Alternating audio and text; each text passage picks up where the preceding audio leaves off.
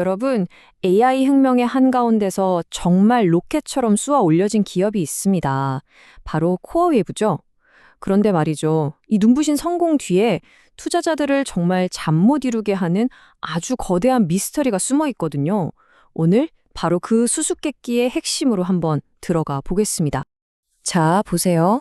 2025년 6월 코어위브가 183달러 사상 최고가를 딱 찍으면서 정말 하늘 높은 줄 모르고 치솟았거든요.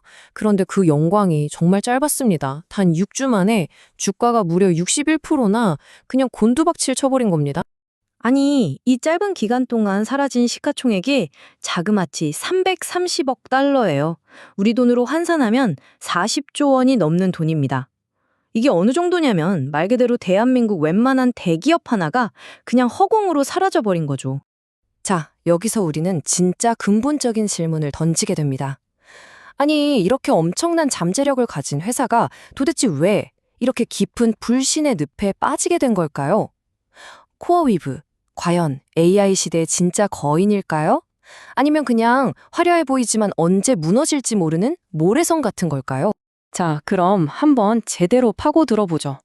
먼저 왜 그렇게 많은 사람들이 코어위브에 열광했는지, 그 성공 가능성을 아주 강력하게 뒷받침하는 이야기, 이른바 불 케이스부터 한번 살펴보겠습니다.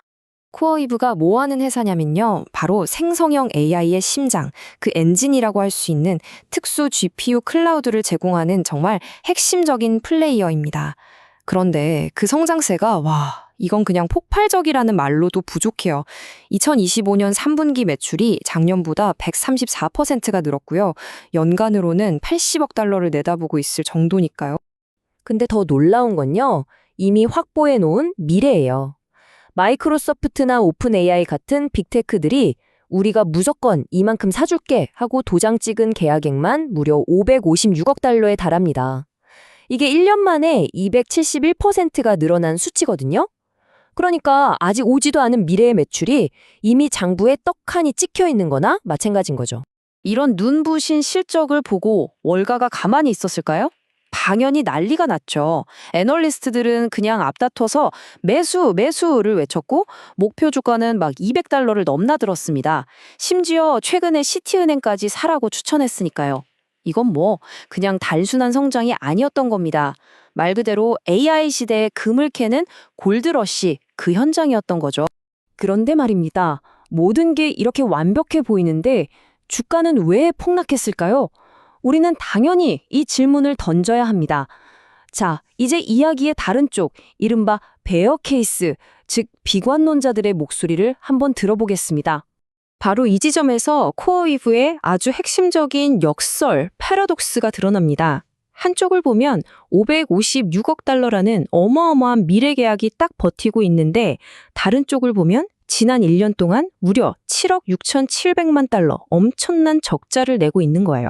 이 엄청난 손실, 그 주범이 뭐냐? 바로 빚입니다, 빚. 코어위브는 이 폭발적인 성장을 위해서 주식을 발행하는 대신 빚을 내는 길을 택했어요. 그 결과 눈덩이처럼 불어난 이자 비용이 힘들게 번 돈을 계속해서 갉아먹는 그런 악순환에 빠져버린 거죠. 이런 재무적인 불안감에 더해서 설상가상으로 운영상의 문제들까지 막 터져 나오기 시작했습니다. 예를 들면 텍사스에 짓고 있던 데이터 센터가 폭우 때문에 공사가 중단됐는데 이게 곧바로 2억 달러 매출 손실로 이어졌고요. 심지어 인프라가 부족하니까 다른 회사를 인수하려고 했는데 그것마저 실패로 돌아갔습니다. 이런 악재들이 연달아 터지니까 시장의 신뢰가 어떻게 됐을까요? 그냥 와르르 무너졌습니다. 회사 내부자들은 3개월 만에 28억 달러어치 주식을 내다 팔았고요. 주가가 떨어질 거다에 돈을 거는 공매도 세력은 25%나 급증했습니다. 이건 시장에 보내는 아주 명백한 경고등이었죠. 자, 상황이 이렇습니다. 그럼 우리는 지금 어디쯤 서 있는 걸까요? 결국 투자자들은 한쪽에서는 엄청난 희망을, 다른 한쪽에서는 깊은 불안을 이야기하는 이 두 개의 강력한 서사 사이에서 그야말로 갈림길에 서게 된 겁니다. 심지어 기술적 지표들, 그러니까 차트마저도 길을 잃은 모습이에요. 단기 추세를 보여주는 이동평균선 같은 건 지금 사야 해 하고 신호를 보내는데 과열됐나 아닌가를 보는 RSI 같은 지표는 완전히 오락가락하면서 방향을 못 잡고 있습니다. 차트마저도 시장이 얼마나 혼란스러운지를 그대로 보여주고 있는 거죠. 그런데 바로 이 그래프, 이게 바로 낙관론자들의 심장을 다시 뛰게 만드는 이유입니다. 한번 보시죠. 2028년까지 매출이 무려 290억 달러. 이건 뭐 거의 수직 상승이잖아요. 바로 이 폭발적인 성장에 대한 믿음이 있는 겁니다. 그러니까 결국 이 투자의 핵심은 딱 하나입니다. 코어웨이브가 지금의 이 엄청난 적자를 버텨내고 2028년에는 정말 돈을 버는 흑자 기업으로 변신할 수 있느냐, 없느냐, 여기에 모든 게 걸린 일종의 도박인 셈이죠. 자, 그럼 이렇게 복잡한 상황에서 투자자들은 어떤 생각을 할 수 있을까요? 이걸 시간대별로 나눠서 가능한 3가지 접근법을 한번 정리해 보겠습니다. 물론 이건 어떤 투자 조언을 드리는 게 절대 아닙니다. 그냥 지금까지 나온 정보들을 바탕으로 시장 참여자들이 어떤 생각을 할 수 있는지 그 잠재적인 시나리오를 단기, 중기, 그리고 장기 이렇게 3가지 시간대로 한번 나눠서 살펴보자는 겁니다. 자, 먼저 단기 트레이더의 관점입니다. 한 1주에서 4주 정도를 보는 거죠. 이 사람들은 매일매일 나오는 뉴스, 그리고 차트의 작은 움직임 하나하나에 온 신경을 집중합니다.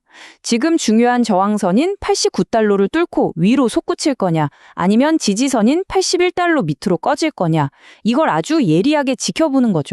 다음은 좀 더 길게 1개월에서 6개월 정도를 보는 중기 투자자들의 시각입니다. 이분들은 지금의 혼란은 일시적이다. 회사가 운영 문제들을 곧 해결할 거다. 이렇게 믿는 거죠.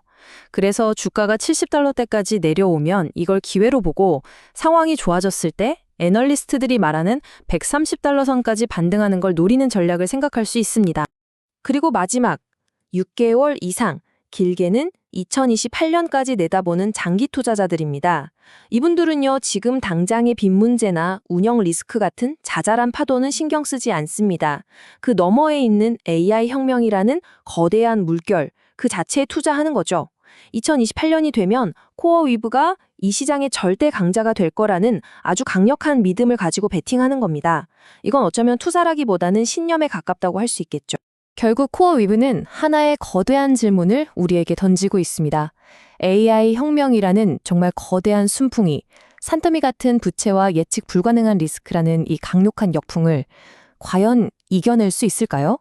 이 질문에 대한 여러분의 대답이 코어위브의 미래를 결정하게 될 겁니다. 장대한 상승일지 아니면 가파른 추락일지 그 선택은 이제 여러분의 몫입니다.